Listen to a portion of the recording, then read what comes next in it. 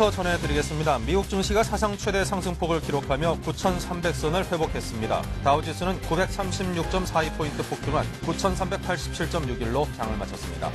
나스닥 지수도 194.74포인트 상승한 1,844.25를 기록했습니다. 네, 유럽 각국이 13일 금융 안정책 실행 방안을 잇따라 내놓자 유럽 증시가 폭등했습니다. 유럽 3대 주가 지수는 7에서 11%대 급등세를 보였습니다. 국제유가도 급반등했습니다. 뉴욕 상업거래소에서 거래된 11월 인도분 서부 텍사스산 원유는 전일 대비 4.5% 오른 배럴당 81달러 19센트의 거래를 마쳤습니다. 헨리 폴슨 미국 재무장관이 주요 은행장들을 소집했습니다. 정부가 은행에 직접 자본을 투입하는 방안에 대해 협의하고 있습니다. 대기업이 은행을 소유할 수 있는 길이 열렸습니다. 금융위원회는 산업자본이 보유할 수 있는 시중은행 지분 한도를 4%에서 10%로 확대한다고 13일 밝혔습니다. 재벌그룹이 은행 경영에 영향력을 행사할 수 있는 이른바 재벌은행의 탄생이 예상됩니다. 대우조선해양 인수전이 GS의 포기 선언으로 난기류에 휘말렸습니다. 불과 나흘 전에 포스코와 컨소시엄을 구성한다고 발표했던 GS는 13일 오후 갑자기 입장을 바꿔 입찰에 참여하지 않겠다고 밝혔습니다. GS의 돌발 선언으로 포스코와 매각 주체인 산업은행이 혼란에 빠졌습니다. 대한주택공사와 한국토지공사의 합병을 위한 통합추진위원회가 출범했습니다. 정부는 통합법인을 한국토지주택공사로 칭하고 내년 10월 1일 출범시킬 계획입니다. 폴 크루그먼 미국 프린스턴 대학 교수가 올해 노벨 경제학상 수상자로 선정됐습니다. 그는 규모의 경제라는 개념을 바탕으로 새로운 무역 이론을 만들었습니다. 안녕하십니까. 출발센 증시의 임동석입니다. 미국과 유럽 증시 등 유럽 등 각국 정부의 금융위기 진정을 위한 세계적인 노력에 힘입어서 세계 증시가 급반등하는 그런 하루를 보였습니다. 자, 무척이나 큰 기대감이 반영이 된 것일 텐데요. 미국 뉴욕 증시가 최대 상승폭을 이끌었습니다. 다우지수와 S&P 500 지수의 상승폭은 모두 사상 최대를 기록했고요. 상승률로는 다우의 경우에는 지난 1932년 이후 76년 만에 최대치, 그리고 S&P 500 지수는 1933년 이후 75년 만에 최대 상승폭을 기록을 했습니다. 자, 이제 좀 안심해도 되는 시점이 아닌가라고 생각되는 분들이 있는데, 자, 그런 분들의 궁금증을 풀어드리는데 전력을 다하도록 하겠습니다. 자, 먼저 자세한 소식을 글로벌 증시에서 알아보겠습니다. 이트레이드 증권 남은호 해외 PB센터장 나와 계십니다. 안녕하십니까? 네, 안녕하십니까? 네, 어제 뉴욕 증시는 그 유럽 각국이 공적 자금을 투입한다는 소식, 그리고 유동성 공급 소식 등등 미국 정부와 또 금융기관 부실 해소를 위해서 자본을 직접 투입하는 방안을 검토하고 있다는 소식 등등에 힘입어서 상승세로 출발했습니다. 상승폭이 엄청났지요? 네, 그렇습니다. 뉴욕 증시가 오랜만에 올랐습니다. 사상 최대로 폭등을 했는데요. 이 고강도 구제책에 대해서 화답을 했습니다. 네, 뭐냐면 얼마 전에 그 헬리콥터 벤 버냉키 의장이라고 언급을 한 것 같은데요. 이 헬리콥터로 그 돈을 공중에서 살포하는 것 같은 달러를 무제한 공급하겠다고 전 세계에 공포를 했습니다. 그래서 유럽 지수도 사상 최대로 폭등을 했고요.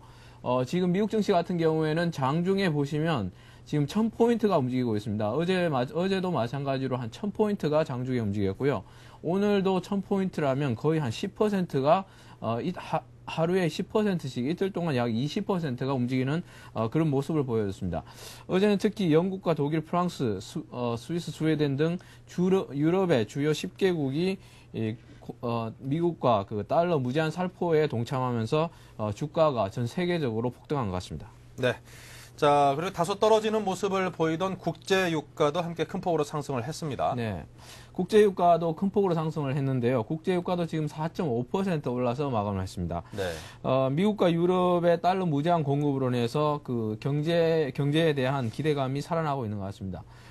그리고 리보 금리가 또 하락을 했는데요. 이 리보 영국의 은행 간 금리가 그 주가 바닥에 대한 기대감 작용으로 인해서 리보 금리가 하락하면서 투자자들에게 투자 심리를 안정시키는 그런 역할을 했습니다. 네. 자, 유럽 각국도 이제 공적 자금을 투입하고 또 유동성 공급에 직접 발로 뛰겠다는 그런 의사도 밝혔는데요. 네. 자, 어떤 내용입니까? 유럽이 1.3조 유로, 엄청난 규모죠. 1.3조 유로를 투입하기로 했습니다. 네. 달러 가뭄의 해결 전망인데요. 우선, 이러한 것보다도 어제 이제 그 각국 정상들이 합의한 내용, 달러를 그 무제한 공급하겠다. 이 unlimited supply of 달러인데요. 이 달러를 이렇게 살포하게 되면은 이제 파산할 기업이 거의 없어진다는 거죠. 그러니까 지금 각국의 파산 위험으로 인해서 이제 자금이 유동성이 막혔는데 이러한 것들은 일시에 해결할 수 있는 그런 조치로 보입니다. 네. 자, 1조 3천억 유로, 달러로 환산하면 한 1조 8천억 달러 정도 되죠. 엄청난 자금을 또 유럽 증시에서는 유럽 각국이 그 살포하겠다라고 밝혔는데요. 이는 그 미국에서 그 투입하겠다고 하는 7천억 불의 뭐 2배가 넘는 엄청난 액수를 유럽에서 살포하겠다라고 하는 그런 방침이 나왔습니다. 자, 덕분에 이제 미국 주요 기업들의 주가도 상당히 큰 폭으로 뛰었습니다. 어제 뉴욕 증시 소식을 체크하신 분들께서 아마 깜짝 놀랄 정도로 큰 폭의 상승세를 이끌었는데요. 자, 특히나 모건 스탠리 같은 경우는 87%나 뛰었습니다. 네, 그렇습니다. 지금 우리나라에서는 그 상한가, 하한가 개념이 있기 때문에 미국 증시에 대해서 미국 증시라면 이해를 잘 못하실 텐데 미국이나 이제 서구의 해외 증시 같은 경우에는 그 상한가, 하한가 개념이 없지 않습니까? 그렇죠. 그래서 하루에 200%가 오르기도 하고 뭐 100%가 내리기도 하는데요. 모건 스탠리 같은 경우에는 어제는 87%가 올랐습니다. 그래서 모건 스탠리는 물론 금융에 대한 기대가 미츠비시 UFJ 파이낸셜에 대해서 파이낸셜이 그 유동성 공급을 하겠다 그 계약을 체결함에 따라서 87%나 올랐습니다. 엑슨모빌, 쉐브론 같은 경우에도 17%, 20%, 유가 반등에 대한 기대감으로 이렇게 올랐고요. 제너럴 모터스와 포드도 미국 정부의 구제책 유동성 공급으로 인해서 33%와 20% 이상 올랐습니다. 그리고 통신주 같은 경우에는 노사 협상 타결로 인해서 스프린트 넥스텔 그리고 알카텔 루센트 모토로라 등이 큰 폭으로 20% 안팎의 상승률을 보였습니다. 네, 자 그렇다면 이제 많은 그 투자자분들께서 가장 궁금해하는 것은 그렇다면 이제 뭐 어떤 세계 공황이 다시 오는 거 아니냐라는 그런 우려감을 이번 조치로 해서 완전히 이제 불식할 수 있는 어떤 계기가 된 것이냐라는 게 가장 큰 궁금증이 아닌가 싶네요. 네, 뭐 어제도 잠깐 언급했습니다만은 지금 그 세계 경제계의 주요 인사들은 경제 전망을 지금 현재 상황에서는 낙관을 하고 있습니다. 예를 들면 빌 게이츠 같은 분들도 큰 폭의 침체나 공황이 없다. 한 달 전부터 그렇게 얘기를 한 것 같고요. 워런 버핏도 이제 어제도 그런 말을 한 것 같고, 네. 워런 버핏 같은 경우에도 투자자들이 과잉 반응하지 말고 투자를 저점에서 장기적으로 투자를 하라 이렇게 얘기를 하고 있습니다. 워런 버핏 같은 경우에는 어제 이제 얘기한 내용은 뭐냐면 단기적으로 일주, 그 다음에 한 달, 6개월에 대한 주가는 나는 말할 수 없다. 하지만 5년이나 10년 후에 이 지금 현재 시점을 돌아봤을 때 주가는 분명히 큰 밸류를 안겨줄 것이다. 이렇게 얘기를 하고 있습니다. 그리고 그린스팬 의장 같은 경우에는 내년 초에 미국의 미국의 주택 경기는 세계 경제에서 가장 중요한 역할을 할 수 있는 그 경제 바로미터라고 할 수 있는데요. 네. 그린스팬 같은 경우에는 내년에 미국의 경기가 나아질 것이다 이렇게 얘기를 하고 있습니다. 어쨌든 지금 월가의 기관 투자가들은 급박한 위기의 최악은 지나갔다. 그리고 지금은 시대 최대의 기회라고 이렇게 opportunity of generation이라고 이렇게 얘기를 하고 있습니다. 어쨌든 지금 현재 공포감이 이제는 어제 같은 경우에는 시장의 초점이 공포감에서 시장의 주가의 가치로 옮겨간 것 같습니다. 네. 자, 아시아 증시에 대해서도 짧게 언급을 해주시죠. 네, 아시아 증시, 중국 증시가 어제 3.5% 이상 6일 만에 반등했고요. 은행주 중심으로 큰 폭으로 올랐습니다. 은행주들이 대부분 상한가 개념인 상한가로 올랐고요. 홍콩 증시가 10% 미국 증시와 비슷하게 올랐습니다. 그리고 싱가포르 증시도 7% 오르면서 중국 정부가 은행 주식에 대해서 직접 매입한다고 얘기를 했습니다. 그래서 정부가 기업의 주식을 직접 사주는 고강도 정책을 발표해서 이렇게 많이 오른 것 같습니다. 다만 대만 증시는 악재를 후반영하면서 하락 마감했습니다. 네, 뭐 전 세계적인 어떤 추세라면 오늘 우리 증시도 상당히 급등을 할 것을 기대를 해볼 수 있는 그런 하루가 아닐까 싶은데요. 네. 오늘 같은 날 하루만 좀 상한가 폭이 없었으면 좋겠다라는 생각도 네. 괜히 해봅니다. 네, 지금까지 이트레이드 증권 해외 PB센터 남은호 센터장이었습니다. 고맙습니다. 감사합니다.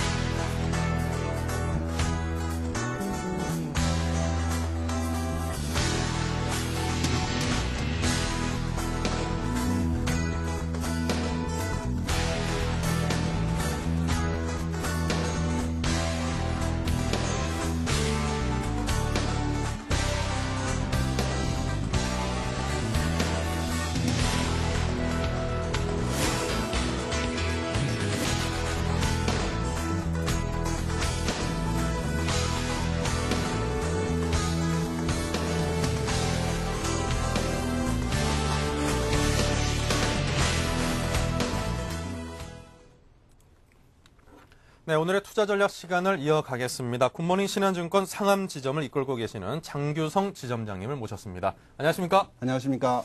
네, 이렇게 방송을 딱 하시는데 그 전일 뉴욕 증시가 활짝 웃어가지고 오늘 하루 산뜻하게 시작할 수 있을 것 같습니다. 출발이 좋습니다. 예, 파이팅. 네.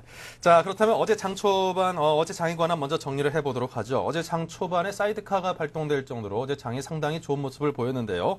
자, 올해 들어 7번이나 사이드카가 발동이 됐는데 폭등으로 인한 거는 이번이 처음이죠. 그렇습니다.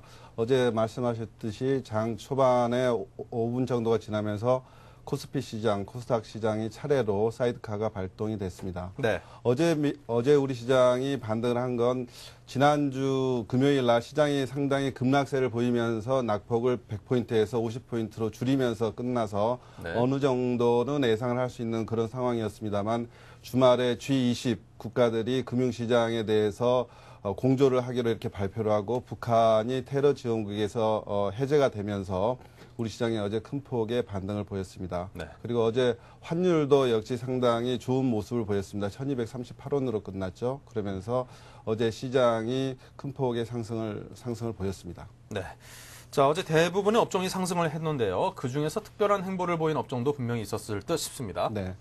어제 우리 시장에서 시장이 반등을 하면서 많이 올랐던 종목들은 지난 일주일간 시장이 큰 폭으로 빠지지 않았습니까? 그러면서 낙폭이 과대했던 종목들이 상한가로 들어가는 그런 모습을 보였는데요. 네. 특징적으로 코롱이라든지 그다음에 대한전선, 동국제강 이런 종목들이 상한가를 기록을 했고요. 그다음에 금융주들도 큰 폭의 상승을 보였습니다. KB금융주주가 지난주 금요일 날 상승을 하면서 하한가에서 시작해서 거의 보합 수준까지 반등을 했는데 어제도 KB금융지주, 신한지주가 7% 이상 상승을 했고 특히 경영진에서 자사주 매입을 발표한 하나금융지주가 14% 상승하는 그런 모습을 보였습니다. 그 외에 대한항공이 4만 원대에 안착을 하는 그런 모습을 보였습니다. 네. 자, 오늘 새벽 미국 및 유럽 시장이 큰 폭으로 상승을 했습니다. 폭등이라는 표현이 더 적합할 텐데요. 자, 그렇다면 오늘 우리 시장도 그와 똑같은 모습을 보이지 않을까 하는 그런 기대를 갖게 됩니다. 네네. 네. 오늘 새벽 열린 미국 시장이 참 여러 가지 기록을 세우면서 의미 있는 반등을 보였습니다. 10% 이상을 반등을 보였습니다. 우리 시장도 오늘 어제의 반등세를 이어서 시장이 큰 폭의 상승을 할 것으로 예상됩니다. 그 시장에 참여하고 있는 입장에서 지난주 금요일 날 장이 100포인트 이상 빠진 상태에서 지속이 되면서 거의 항복이라는 그런 느낌이 들었는데 항상 절망 속에서 꽃이 피듯이 네. 반등을 시작을 했고 오늘 새벽에 열린 미국 시장 역시도 11% 이상 상승하는 그런 모습을 보이면서 우리 시장도 상승을 이어갈 것으로 이렇게 생각이 됩니다. 우리 시장의 반등을 기대하는 그런 요인은 미국, 유럽 시장의 반등도 있지만 우리 시장이 신용 경색이 해소가 되는 그런 국면이 이어지고 있다고 생각을 합니다. 그동안 우리 시장은 유가 상승과 그다음에 환율 상승 이런 걸로 해서 전체적인 경상수지 적자라든지 이런 게 걱정이 되는 그런 측면이었는데 유가는 벌써 1년 전의 국면으로 돌아오고 있고 환율 또한 1,470원 정도를 기록했다가 지금 1,300원 선이 지금 무너지는 그런 상황이거든요. 그래서 이러한 국면들이 전환된다 그러면은 유가 상승, 환율 상승으로 인한 우리 경제를 짓눌렀던 그런 부분이 점점 해소가 된다 그러면은 지난번 신용 경색이 강화되면서 주가가 하락했던 1,500선까지의 반등을 조심스럽게 기대를 해봅니다. 네, 1,500선까지의 반등을 기대를 하신다고 상당히 긍정적인 전망을 해주셨습니다. 오늘 그 장의 분위기를 놓고 봤을 때 그 상승 추세가 이어진다면 충분히 가능한 그런 예측을 하고 계시고요. 자, 그렇다면 오늘 장에 어떻게 좀 긍정적인 시각을 전제로 깔고 한다면 좀 적극적으로 임해야 되는 그런 장이라고 생각을 하십니까? 저는 그렇게 생각합니다. 네. 전 종목이 계속해서 상승을 하긴 힘들겠지만은 조금 전에 말씀드렸듯이 환율 관련주라든지 네. 그다음에 낙폭 과대 종목으로 인한 반등, 특히 금융주 같은 경우에는 하락폭이 굉장히 큰 그런 편이었습니다. 그래서 그런 재료를 가진 종목 중심으로는 반등이 이어질 것으로 생각을 합니다. 네, 환율 관련주 그리고 낙폭 과대주 그리고 금융주 등등에 대해서 언급을 해주셨는데요. 자, 그럼 오늘 어떤 종목에 대해서 한번 살펴볼까요? 예, 지금 관심 종목으로는 대한항공, 남해화학, 현대자동차, 대한전선 이런 종목을 관심 있게 보고 있습니다. 네, 자, 대한항공, 남해화학, 현대자동차, 대한전선 네 종목을 언급을 해주셨는데요. 자, 그럼 그 가운데 제일 먼저 대한항공에 대해서 한번 살펴보겠습니다. 예, 먼저 대한항공을 보겠습니다. 대한항공은 첫 번째 유가 하락에 따른 실적 회복주입니다. 대한항공은 무엇보다도 그동안 유가가 70%, 80% 이상 상승을 하면서 원재료가에서 가장 큰 비중을 차지하는 유가가 급등을 하면서 실적 악화로 주가가 큰 폭으로 9만 원까지 갔던 주가가 3만 원까지 하락을 하는 그런 모습을 보였는데요. 유가가 조금 전 말씀드렸듯이 상당 부분 1년 전 수준으로 되돌아오고 있고 3분기에는 그 연료비가 고점을 기록을 하면서 영업 적자로 전환을 했지만은 4분기에는 항공 유가 하락으로 연료비 부담이 감소가 예상이 됩니다. 그리고 두 번째는 환율 하락에 따른 영업이익 개선을 기대를 합니다. 대한항공은 유가 상승과 환율 상승이라는 쌍끌이 악재로해서 주가가 그동안에 큰 폭으로 하락을 하였는데 환율 또한 1,200원 선으로 지금 하락 안정을 보이고 있는 그런 추세라서 외화 부채가 지금 대한항공이 53억 달러를 보유를 하고 있는데 원달러 환율이 10원 상승 시마다 530억 정도의 하락 시마다 530억 정도의 외화 환산 이익이 기대가 됩니다. 그런 측면에서 환율 하락에 따른 이익 개선 기대를 할 수가 있고요. 세 번째로는 여객 및 화물 수요가 증가할 것으로 기대를 합니다. 여객 수요의 증가는 최근에 좀 주춤하고 있지만은 여객 수요의 증가는 추세적으로 증가할 걸로 예상이 됩니다. 이러한 세 가지 요인으로 대한항공을 포트폴리오에 편입합니다. 네.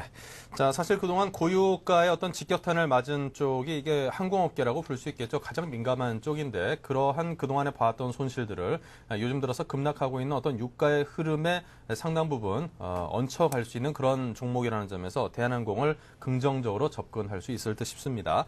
자, 다음으로 남해화학을 한번 살펴보죠. 네, 다음은 남해화학입니다.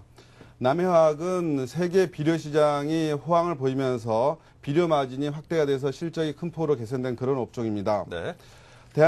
남해화학은 그리고 또한 우수한 재무 구조와 높은 배당 수익률을 기대를 할 수가 있습니다.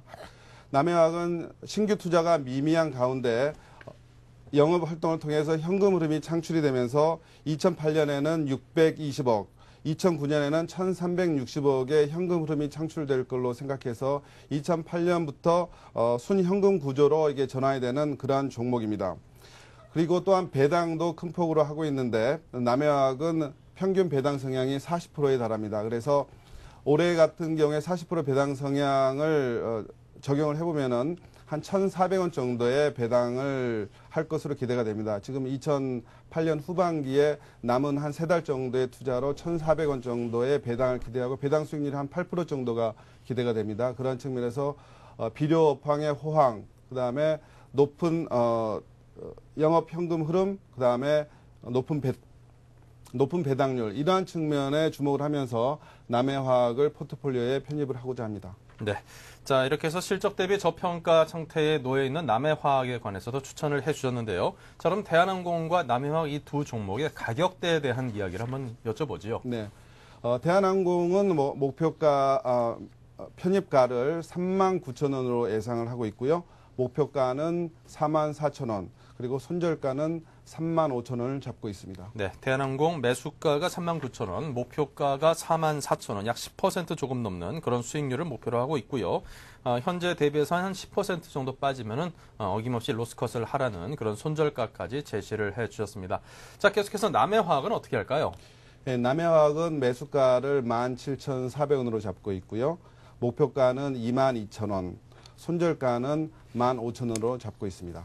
네. 자, 남해화학 같은 경우는 매수가가 17,400원, 목표가 22,000원, 그리고 손절가가 15,000원 정도를 잡고 있습니다. 자, 이게 아무래도 그 곡물가 등등이 급등하면서 지난 한 몇 달 전만 하더라도 사실 그 곡물 관련주들이 굉장히 급등을 했었습니다. 비료 네. 관련주도 그렇고 생각나는 것들이 남해화학, 농우바이오, 뭐 휴캠스 등등. 네, 삼성정밀화학 같은 예, 막 농업 관련주들이 엄청나게 급등을 했었는데 사실 그 이후로는 좀 지지부진한 모습을 보였었는데 다시 한번 또 그런 것들을 기대를 할 수도 있겠죠. 곡물 가격이 어제도 보니까 뭐 밀 가격, 보리 가격에서 한 4% 내외 어떤 급등세를 이끌었던데요. 예, 남해화학이 주가가 상당히 좋은 모습 모습을 보였고 기관들도 계속해서 선호하는 종목이면서 주가가 상당히 견조한 움직임을 보였는데 지난주에 주가가 급락을 하면서 주가가 단기간에 한 30% 이상 하락을 하는 그런 모습을 보였습니다. 그 이유는 미국에서 비료 업종의 종목들이 지난주에 40% 이상 하락을 했다는 게 우리 시장에 반영이 되면서 일부 기관에서 손절매성, 정리성 매물이 나오면서 주가가 하락을 했습니다만 저점에서 다시 주가가 반등을 하고 있는 중이고 기관들도 역시 그날 특이한 상 지난주에 하루에 큰 폭의 한 40만 주 정도의 일시적인 매물이 나오면서 그날을 빼놓고는 거의 지금 2달 이상 계속해서 매수세가 유지가 되고 있습니다. 그래서 남해학에 대해서 다시 한번 주목을 해서 볼 필요가 있을 것 같습니다. 네, 전고점 대비가 전고점이 한 3만 원 정도가 되어 있는데요. 지금 가격대가 한 17,000원 정도로 형성되어 있는 거 보면은 전고점 대비해서 한 40% 정도의 하락세를 보이고 있습니다. 근데 많은 종목들을 꾸준히 이제 오랜 기간 동안 살펴보면요. 물론 그 우량 기업이라는 전제가 깔려 있겠죠. 보통 최고 업종 한 1, 2위 정도의 위치에 놓이는 기업들 같은 경우에는 전고점 대비해서 한 40% 정도가 하락되어 있는 상태에서 그 가격대에서 조금씩 매집을 했을 경우는 그다지 그렇게 실패할 가능성이 크진 않다라는 게 경험치이고 보면은 남해화학 같은 경우는 좀 접근을 해볼 필요도 있을 것 같고요. 그 대부분의 이제 농업 관련주들은 특히 농약이라든가 그런 관련주들은 장마철이 오기 시작해서 한 3, 4월 정도 되면은 상승하는 그런 경향들이 좀 있습니다. 그렇기 때문에 지금 정도부터 미리 저가에 좀 매집을 해놓는다면 슬금슬금 오르다가 한 3, 4, 5월 달쯤에 대해서 약간의 일시적인 급등에 따른 수익을 노릴 수도 있다는 점에서 남해화학은 한번 긍정적으로 검토를 해보시고 꾸준히 가격을 좇는 것도 나쁜 전략은 아니라고 말씀을 드리고 싶습니다. 자, 지금까지 굿모닝 신한증권 상한점의 장규성 지점장님과 함께했는데요. 앞으로도 저희 프로그램과 함께 하시면서 꾸준히 좋은 종목들도 추천해 주시고 시장을 정확히 읽어주시길 부탁을 드리겠습니다. 고맙습니다. 네, 감사합니다.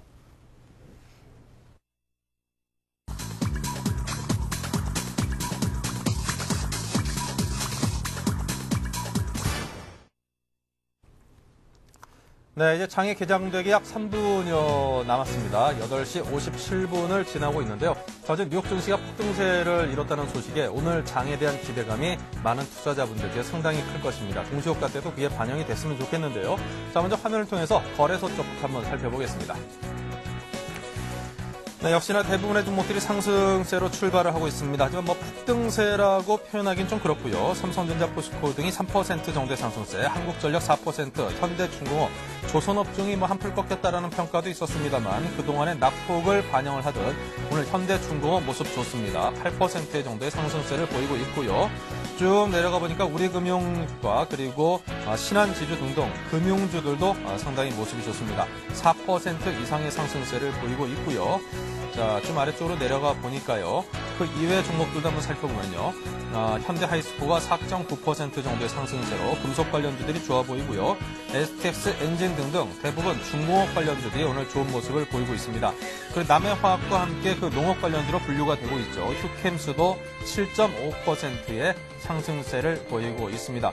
자, 오늘 전반적으로 움직임이 상당히 좋습니다. 한솔재지 같은 경우도 큰 폭은 아닙니다만 2.14%의 상승세를 보이면서 전반적인 상승세를 이끌고 있습니다. 2만 원 아래까지 하락을 했던 SK케미칼 같은 경우도 7% 넘는 그런 상승세를 시연을 하고 있습니다. 자, 계속해서 코스닥 쪽의 움직임은 다 어떨지 자, 코스닥 쪽을 한번 살펴보겠습니다. 자, 코스닥 쪽의 움직임을 화면을 통해서 함께 보시죠. 네. 자, NHN 같은 경우가 10% 가까운 상승세를 시연을 하고 있습니다. 굉장히 높지요. SK 브로드밴드도 9% 정도, 태용이 9%. 상당히 많은 대형 종목들이 9% 정도의 상승세를 보이면서 오늘 모습 상당히 좋습니다. 키움증권, 평산 등등 약 10% 가까운 상승세를 예상을 할 수 있는 그런 대목들이 보이고요. 아래 보니까 현진소재 역시 11%가 넘는 상승세. 상한가까지도 한번 노려볼 수 있겠다는 생각이 들고요. 하지만 유진기업은 그다지 강한 모습 보이지 못하고 있습니다. 자, 그 이외 종목들을 살펴보면요. 이테크건설이 한 이틀 연속 하한가를 맞았던 기억이 나는데요. 자, 오늘 같은 경우에 약 13.83%의 상승세를 동시효과에서 보이면서 오늘 아마 본장에서 상당히 좋은 모습을 보이지 않을까 싶고요. 자, 이건창호 같은 경우에 요즘 들어서 태양광 관련주로 호평을 받고 있죠. 염료 감응형 태양 연료 전지라는 테마로 해서 이건 창호 같은 경우에 건자재로 바로 그 태양광 발전할 수 있는 그런 건자재를 생산하는 것으로 각광을 받고 있습니다. 자, 오늘 5% 정도의 상승세를 보이면서 상당히 모습이 좋습니다. 요즘 이건 산업과 함께 모기업과 자기업이 함께 지금 상승세를 시연을 하고 있습니다. 자, 지금까지 동시효과 상황을 살펴봤고요. 자, 계속해서 개장 상황과 함께 개장 시초가를 중심으로 이야기를 이어가겠습니다.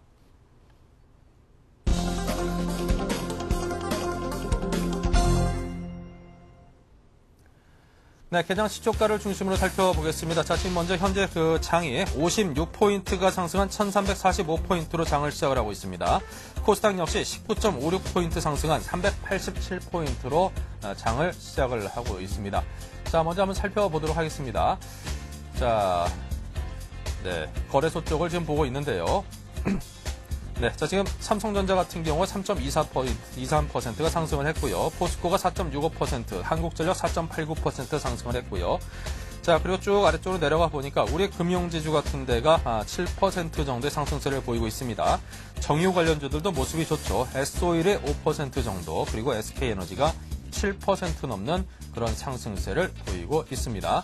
자, 그리고 NC소프트가 4% 정도의 하상세를 보이고 있고요. 가장 눈에 띄는 것은 STX 엔진이 현재 10% 넘는 상승세를 보이고 있습니다. 자, 계속해서 코스닥 쪽으로 넘어가 보도록 하겠습니다. 자, NHN이 약 10% 가까운 상승세를 동시효과 때 보이더니 지금 현재 8.5%의 상승세를 보이고 있고요. 쭉 아래쪽으로 내려가 보니까요. 키움증권이 현재 9.29% 상승을 하고 있습니다. 평산 역시 9% 넘는 상승세를 보이고 있고요. 자, 이테크건설도 10% 가까운 상승세 시연하고 있습니다. 자, 대부분의 종목들이 지금 상당히 높은 상승세를 보여주면서 오늘 현재 하루의 장을 상당히 높게 가져갈 수도 있겠구나라는 그런 가능성을 보여주고 있는 장세라고 정리를 해드릴 수 있겠습니다.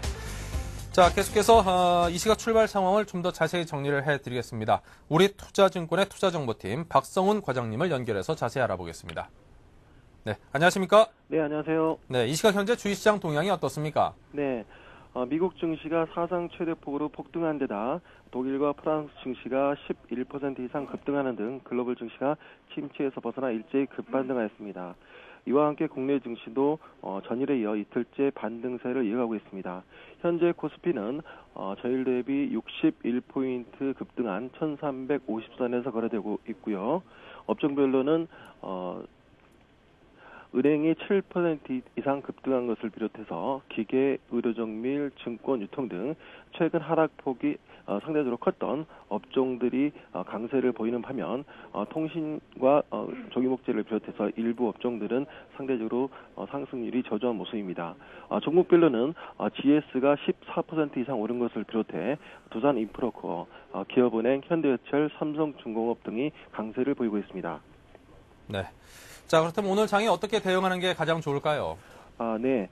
미국 정부가 은행에 직접 자본을 투입해 지분을 인수하는 방안을 검토하고 세계 중앙은행들이 달러 유동성을 무제한 공급하기로 했다는 소식이 전해지면서 금융시장이 빠르게 안정을 되찾고 있습니다. 실제 미국을 중심으로 글로벌 증시가 일제히 급반등하고 있고요. 지난 주말 사상 최고치로 올랐던 리보 금리가 하락세로 들어서는 등 극심한 신용 경색 형상도 완화되는 모습입니다. 대내적으로는 원달러 환율이 사흘째 하락하는 등 그동안 적지 않은 부담을 줬던 외환시장이 안정을 되찾고 있습니다. 물론 악재가 다시 터져나오며 투자 심리에 부정적인 영향을 줄 개연성을 배제할 수는 없습니다만 악재로만 가득하던 주식시장에 긍정적인 변화와 조짐이 나타나기 시작한 점을 애써 평가절하할 필요는 없다는 판단입니다. 무엇보다 미국 구제금융안이 통과된 데 이어 주요국들이 잇따라 금리 인하를 실시하는 등 다양한 시장 안정 대책을 내놓았음에도 그동안 주식시장의 급락세가 이어진 것은 사실상 극단적인 상황을 예상한 투자 심리에서 비롯되었다고 볼 수 있습니다. 그만큼 글로벌 공제체제 하의 추가 조치나 긍정적인 실적과 같은 기대 이상의 호재가 노출될 경우 주식시장이 화답할 수 있는 준비를 갖춘 것으로 보입니다. 다소 뒤늦은 감이 있지만 최근 주식시장이 드디어 반응하기 시작한 것으로 보이며 이제 반등의 초기 국면을 고려할 때 당분간 반등세는 좀 더 이어질 수 있다는 판단입니다. 네. 자, 그렇다면 이제 눈여겨볼 만한 종목 및 업종에 대해서 궁금한데요. 어떤 종목과 업종을 이런 급반등장에서 접근을 해야겠습니까? 네. 이제 반등의 초기 국면임을 고려할 때 당분간은 낙폭과대 우량주 중심의 단기 대응이 수익률 측면에선 유리할 전망입니다. 특히 그동안 원달러 환율이 가파른 상승세를 보이면서 고환율로 인해 부정적인 인식이 컸던 종목 중에서 단기 투자 유망주를 찾아보는 것도 최근 장세의 성격에 잘 어울릴 수 있다는 판단입니다. 이를 고려해 당사는 금일자 데일리에서 대한항공을 추천하였습니다. 동사는 국제유가 안정으로 인한 유류비 감소와 원달러 환율이 4분기 중반 이후 안정세로 전환될 것으로 예상되는 등 동사의 실적 개선에 우호적인 환경이 조성되고 있습니다. 특히 미국 비자 면제 프로그램 도입으로 당사 매출 비중 후 30%를 차지하고 있는 미주 노선 매출에 긍정적으로 작용할 것으로 전망됩니다. 투자에 참고하시기 바랍니다. 네. 자, 지금까지 이 시각 출발 상황과 그리고 종목과 업종에 대한 관심 사항 등 함께 체크해 봤습니다. 우리 투자증권 투자정보팀의 박성훈 과장이었습니다. 고맙습니다. 네, 감사합니다.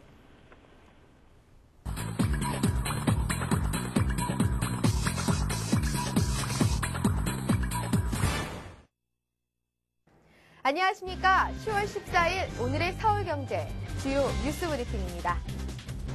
전 세계 주요 국가들이 금융위기 안정책을 앞다퉈 내놓고 있습니다.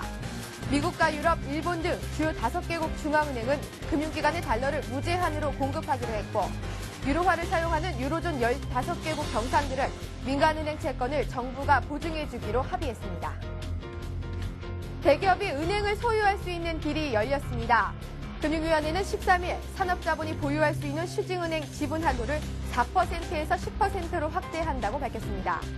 재벌그룹이 은행 경영에 영향력을 행사할 수 있는 이른바 재벌은행의 탄생이 예고됩니다. 주택담보대출을 받은 사람들의 이자 부담이 더욱 늘어나게 됐습니다. 변동형 주택담보대출 금리의 기준이 되는 양도성 예금증서금리는 7년여 만에 처음으로 연 6%로 올라섰습니다. 정부가 위원회 줄이기 작업에 팔을 걷어붙였습니다. 현재 국가 예산으로 운영되는 정부위원회는 모두 573개.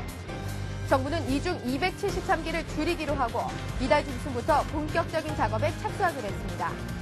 작은 정부를 기치로 내걸었던 이명박 정부가 출범 8개월 만에 위원회 정비에 나선 것입니다.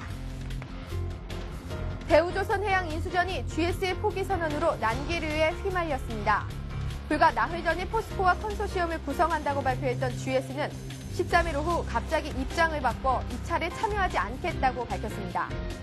GS의 돌발 선언으로 포스코와 매각 주체인 산업은행이 혼란에 빠졌습니다. 백화점도 장기 불황에는 속수무책입니다. 소비 위축이 장기화되자 백화점의 가을 정기 세일 신장률이 지난해의 3분의 1 수준으로 뚝 떨어졌습니다. 그동안 나홀로 호황을 누렸던 백화점에도 경기 불황의 여파가 휘몰아치고 있는 상황입니다. 최저임금제가 노동계의 뜨거운 감자로 떠올랐습니다. 지난 7일 이영희 노동부 장관이 최저임금제를 손질하겠다는 의사를 내비치자 노동계가 강력하게 반발하고 나선 것입니다. 한국노총은 이 장관의 발언을 궤변으로 규정하고는 오는 21일 노사정위원회에서 문제를 제기할 예정입니다. 중소기업을 위한 은행권의 유동성 지원이 본격화됩니다. 시중은행들은 연말까지 만기를 맞는 중소기업의 운전자금 대출을 연장해주는 동시에 원자재 구입 대금을 적극 지원하기로 했습니다. 자금난에 처한 중소기업에 얼마나 도움을 줄지는 두고 볼 일입니다. 이상 오늘의 서울경제 주요 뉴스 브리핑이었습니다.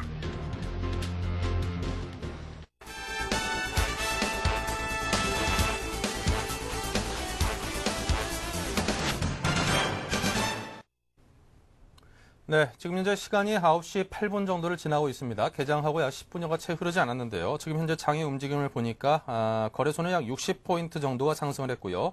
코스닥은 약 21포인트 정도가 상승했습니다. 자, 전일 뉴욕과 유럽 증시 어떤 급반등과 폭등 장세에 비교하면 우리 장의 에너지가 기대보다는 그다지 강하지 않다라는 생각도 들고요. 오늘 장 중에 상당히 좀 그렇게 기대했던 폭등세가 물론 나와주면 좋겠습니다만 그 정도에 미치지 못할 수도 있겠다라는 가능성을 염두에 두고 오늘 장에 접근을 하시는 게 좋을 듯 싶습니다. 자, 경제 뉴스를 보다 쉽게 전달해 드리는 저희 서울경제TV에서 서울경제신문 이상훈 기자를 모시고 오늘의 경제 이슈에 관한 심도 있는 그런 분석과 이야기를 나눠보도록 하겠습니다. 안녕하십니까? 안녕하십니까? 네. 자, 저희 세계 5대 주요 중앙은행들이 금융기관에 무제한으로 달러를 공급하기로 했다는 소식이 들려왔습니다. 예, 그렇습니다. 미국 연방준비제도 이사회와 또 유럽중앙은행, 또 영국중앙은행, 일본은행, 스위스중앙은행, 뭐 세계에서 돈 좀 있다는 중앙은행들이 다 모였는데요. 이 은행들이 이 자금 시장의 경색 완화를 위해서 금융기관에 달러를 무제한으로 공급하기로 했다, 이런 소식입니다. 좀 방식이 좀 궁금하실 텐데 어떻게 달러를 무제한으로 공급할 것이냐에 대한 좀 궁금증이 있으실 겁니다. 이 네. 기존 중앙은행들끼리 체결한 이 통화 스와프 한도, 즉 통화 교환 한도라고 하는데요. 이거를 무제한으로 늘려가지고 이 필요한 만큼 달러를 공급하겠다, 이런 방식입니다. 좀 쉽게 얘기하자면 FRB가 필요한 만큼 달러를 찍어서 은행에 뿌리겠다는 좀 어떻게 보면 과격한 방식이라고도 할 수 있겠습니다. 또 어제 새벽이죠. 우리 시간 거의 그제가 됐는데요. 이 유로존 15개국이 모여서 이 은행 채권을 정부가 보증하는 내용을 골자로 하는 이 한시적 금융위기 공조안 마련에 또 성공했다는 소식이 들려왔습니다. 이것 때문에 뭐 어제 유럽 증시가 10% 넘게 폭등을 했고요. 뭐 다우존스 지수도 사상 최고치의 폭등을 기록을 했습니다. 뭐 조금 구체적으로 살펴보면요. 이 영국 같은 경우 이 뱅크 오브 스코틀랜드 등 이 은행들에게 370억 파운드를 공적 자금을 투입을 했고요. 독일 같은 경우 5천억 유로에 해당되는 금융 안정책입니다. 이 5천억 유로라고 하면은 우리 돈으로 거의 뭐 600조에서 700조 원에 가까운 어마어마한 돈입니다. 이 독일 국내 총생산 전체 약 20%라고 볼 수 있을 겁니다. 그리고 프랑스 같은 경우 3,600억 유로의 공적 자금을 투여를 했고요. 뭐 이러한 부분이 뭐 선진 7개국 G7이나 또 신흥 20개국 이번에 G20이라고 하죠. 이 회담 이후에 잇따라 이 각국의 중앙은행들끼리 공조 조치가 좀 협력적으로 좀 취해지는 것이 아닌가, 이렇게 보실 수 있으실 겁니다. 네. 자, 이렇게 해서 중앙은행의 달러 무제한 공급 조치에 대한 평가는 반드시 먼저 이루어져야 되지 않을까 싶은데요. 아무래도 각국 정부가 이대로 가다가는 함께 공멸할 수 있다라는 그런 위기감이 반영된 결과라고 볼 수 있겠죠. 그렇습니다. 뭐 쉽게 얘기하자면 공조 없이는 공멸할 수 있다, 이러한 위기감이 확산된 것으로 풀이가 됩니다. 이 금융위기에 따른 파장이 더 이상 묵과하기 힘든 수준이라는 것을 반영을 했고요. 이 때문에 오늘 증시도 거기에 화답해서 큰 폭으로 상승을 한 것 같습니다. 물론 뭐 이게 달러를 뭐 과감하게 푼 데 따른 인플레이션 논란도 없지는 않겠지만 지금으로서는 좀 인플레이션 논란을 얘기하기보다는 당장에 좀 발등에 떨어진 불을 꺼야 되는 상황이 더 크다고 볼 수 있으실 겁니다. 이 전문가들도 이번 조치에 대해서 사상 유례 없는 조치다, 뭐 이렇게 발표를 했습니다.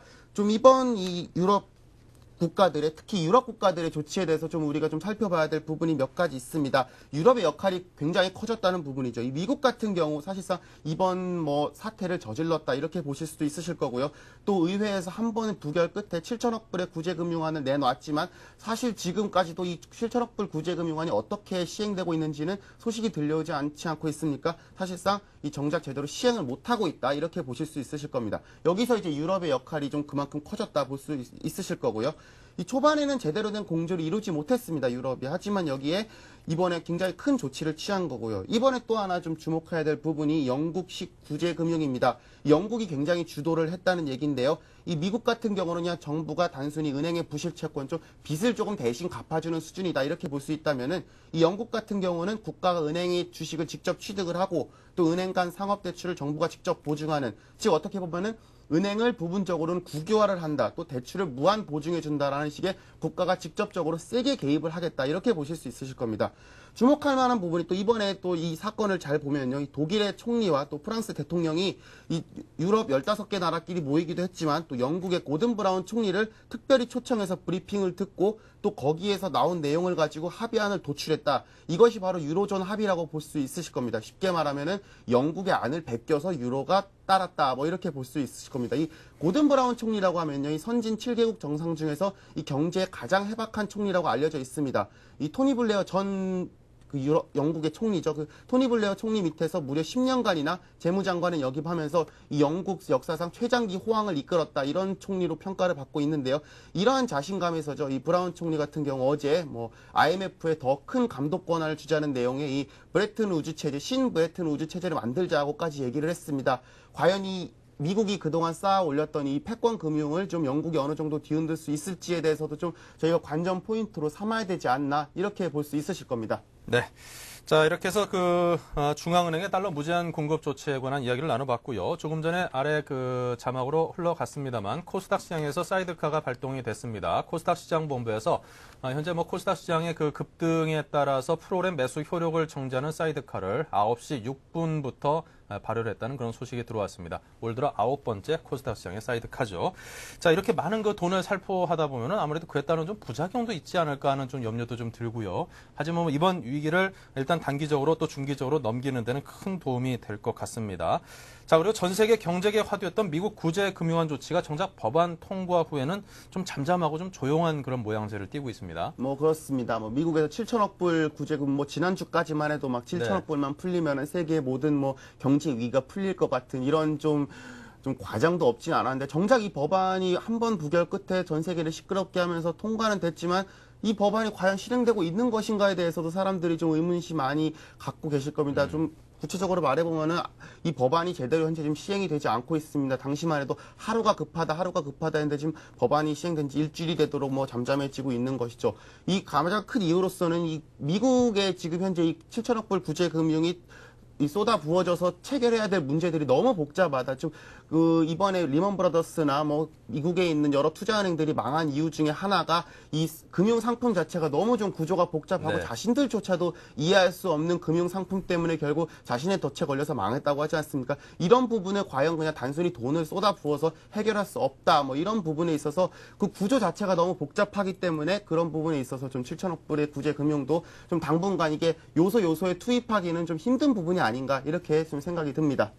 알면서도 했던 거 아닐까요? 뭐 그럴 수도 한동안 있겠습니다. 걸릴 줄 알면서 또 했더니 또 유럽이나 또 각국들이 이렇게 또 반응도 해주고 결과적으로는 별로 손해보지 않는 장사를 했던 것 같습니다. 예, 그렇습니다. 자, 말도 많고 이 탈도 많았었죠. 이 대기업의 은행 소유가 앞으로 가능해질 수 있는 그런 길이 열렸다면서요? 예, 그렇습니다. 뭐 지난 노무현 정부 참여정부 때부터 나왔던 얘기죠. 이 산업자본이 과연 은행을 소유를 할 것인가 말 것인가에 대해서 뭐 경제적으로도 논란이 있지만 또 사회적으로도 굉장히 큰 논란이 있었던 부분입니다. 어제죠. 이 금융위원회가 이 금산분리 완화와 금융지주회사 규제 완화에 대한 이 관련법 개정안을 내놨는데요. 뭐 쉽게 얘기를 하자면은 산업자본도 일정 부분 은행 소유가 가능하고 또 국민연금 같은 연기금리 은행 소유를 직접적으로 할 수 있다. 이런 내용이라고 보실 수 있으실 겁니다. 이 산업자본 같은 경우 기존의 주식 한도가 4%까지 보유를 할 수 있었습니다. 물론 10%까지 보유를 할 수 있었지만 의결권 같은 경우는 4%에만 제한이 돼 있었습니다. 이런 의결권 한도를 10%까지 풀었고요. 또 이 보험이나 증권 등 이른바 비은행 지주사들이 이 제조업을 소유할 수 있게 됐다. 이렇게 보실 수 있으실 겁니다. 또 이 연기금 같은 경우 일정 요건만 충족을 하면은 이 금융자본으로 분류를 하기로 했고요. 또 사모펀드죠. 이 PEF 규제도 좀 일정 부분 완화를 해서 요건을 충족할 경우에는 이 금융자본으로 인정을 해줄 것이다. 이렇게 금융위원회가 발표를 했습니다. 또 이 은행을 뺀 이 보험이나 증권지주사가 이 제조업을 직접적으로 지배를 할 수도 있게 됐고요. 이 어제 정광우 금융위원장이 이렇게 얘기를 했습니다. 이 은행 지분 소유 규제 완화는 좀 출자를 다변화하는 정책이다. 좀 뭐랄까요? 이 은행업에도 좀 뭔가 글로벌 스탠다드, 좀 글로벌하게 크려면은 좀 국내 산업자본이 좀 들어가야지 이게 좀 제대로 클 수 있다. 이런 좀 판단하에서 이러한 정책들이 한 번에 좀 차근차근히 이런 좀 산업자본의 은행 소유가 풀릴 줄 알았는데 이게 단번에 풀렸다. 이렇게 볼 수 있으실 겁니다. 네. 자, 지금 현재 시장 상황을 잠깐 한 번 더 언급을 해드리면요. 코스피 쪽이 66포인트 정도가 상승을 하고 있고요. 그리고 코스닥 역시 22포인트가 상승을 하고 있습니다. 상당히 높은 그런 급등세를 이끌고 있는데요. 코스닥에 이어서 코스피 시장 역시 사이드카가 발동됐다는 소식도 들어와 있고요. 자, 그 밖에 가장 눈에 띄는 것은 환율이 약 40원 정도가 하락을 하면서 1200선대가 깨졌다는 소식도 여러분께 전해드립니다. 환율이 상당히 많이 올랐다 이렇게 급락세를 보이고 있어서 좀 당황스러워 하시는 분들도 있을 텐데 과거 97년 IMF 때도 제가 기억에 12월 23일 날 그 장중에 1995원이 최고점이었는데 네. 그러고 나서 한 달여 만에 한 1200원 선대 아래로까지 이렇게 급락을 했던 기억이 나는데 지금 상황도 좀 비슷한 그런 느낌이다라는 생각이 좀 지울 수가 없습니다. 그렇습니다. 뭐 요즘 같은 상황이 뭐 환율이라는 게 뭐 하루에도 지난주의 일이죠. 하루에 235원이 출렁이는 이런 사건 같은 경우도 벌어졌는데요. 이렇게 환율이 좀 크게 급등을 하게 되면은 무엇보다도 이 기업들에게 굉장히 큰 짐이 되기 때문에 물론 환율이야 뭐 올라도 문제 떨어져도 문제 또 반대로 말하면 올라도 좋고 내려도 좋다 이렇게 말은 하지만 사실 이렇게 좀 환율 같은 경우 뭐 오르고 내린 거에 문제를 떠나서 이렇게 좀 급변동하는 것 자체가 기업들에게는 이 굉장한 큰 부담이 될 수 있을 겁니다. 이런 부분에 있어서 뭐 환율이 급하게 떨어진다라는 거를 뭐 마냥 좋게만 보기보다는 뭐 또 수출 기업들에겐 또 안 좋은 부분이 있고요. 네. 뭐 그런 부분을 생각한다면은 좀 지금과 같은 환율이 급박하게 떨어지는 것보다는 좀 이렇게 좀 환율이 떨어지는 것도 영착륙을 해야 되는 부분이 있지 않을까 이런 생각이 좀 들기도 합니다. 네, 환율의 변동폭이 하루에 200원대가 넘어서는 그런 급등락 장세를 이끌고 있는데요. 제 기억에 따르면 아마 97년 12월 27일이었던가요? 아마 가장 큰 폭의 하루 환율 변동폭이 495원 정도가 있었던 걸로 서로 기억하는데 사실 이번에 변동폭은 그때에 비하면 3발의 피입니다. 자, 계속해서 노벨 경제학상 수상자가 발표가 됐죠. 네, 그렇습니다. 뭐 어젯밤이죠. 이 스웨덴 할리먼에서 노벨 경제학상 수상자를 발표를 했는데요. 이 폴 크루그만 이 미국 프리스턴 대학교 경제학과 교수가 받았습니다. 저희에게도 꽤 뭐 익숙한 인물이라고 보실 수 있으실 겁니다. 뭐 지금 현재 미국에서는 이 크루그만 교수의 뭐 전 세계적 도시화 관련 이론이 뭐 국제 무역과 또 경제 지리학 분야를 통합한 것으로 평가된다. 이렇게 뭐 얘기를 했는데요. 우리나라에서는 사실 이것보다도 뭐 좀 지식인들에게 널리 알려진 계기가 이 94년에 발표한 뭐 아시아 기적의 신화라는 내용의 바로 논문입니다. 이 논문에서 이 폴 크루그만 교수가 이 동아시아 신흥국들의 급속한 경제 발전이 언젠가 좀 위기를 불러일으킬 수 있다. 그래서 한계에 부딪힐 수 있다고 경고했고 실제로 이러한 경고가 3년 뒤죠. 우리나라를 비롯한 이 동아시아 국가들에게 좀 IMF 외환위기라는 굉장히 좀 끔찍한 재앙으로 다가왔습니다. 이것 때문에 폴 크루그만 이 교수가 이 세계의 경제 위기를 좀 제대로 짚어냈다. 이렇게 얘기를 좀 평가를 받아왔고요. 이런 부분에 있어서 또 최근에 또 미국의 경제 위기가 이게 급속하게 진행되는 과정에 있어서 이 폴 크루그만 교수가 과연 어떤 좀 해안을 좀 보여줄 수 있을지 좀 우리나라 국민들뿐만 아니라 뭐 전 세계 경제에 관심 있는 분들의 좀 관심을 집중시킨다 이렇게 볼 수 있으실 겁니다. 네, 자, 그 경제의 어떤 위기 때마다 미리 그것을 내다보는 그런 해안으로 상당히 호평을 받고 있는 폴 크루그만 교수가 노벨 경제학상을 수상을 했다는 소식을 전해드렸고요. 특히나 요즘 같은 어떤 그 상당히 변동성이 큰 경제 상황에서 아주 적절한 사람이 받았다라는 그런 평가도 주를 이룬다는 점 함께 전해드리고 싶습니다. 자, 지금까지 뉴스 따라잡기 서울경제신문 이상훈 기자와 이야기를 나눴습니다. 고맙습니다. 고맙습니다.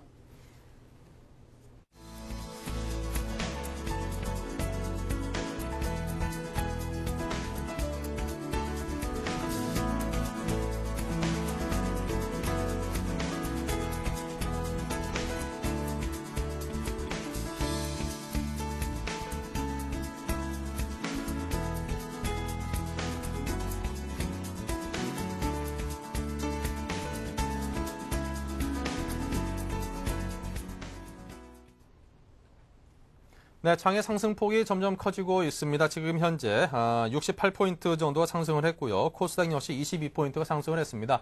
이게 어떤 단기적인 바닥을 확인하고 중기 상승세로 접어든 것인지에 대해서는 아직은 잘 모르겠습니다. 하지만 아직까지도 변동성이 큰 시장 장세라는 것을 반드시 염두에 두시고요.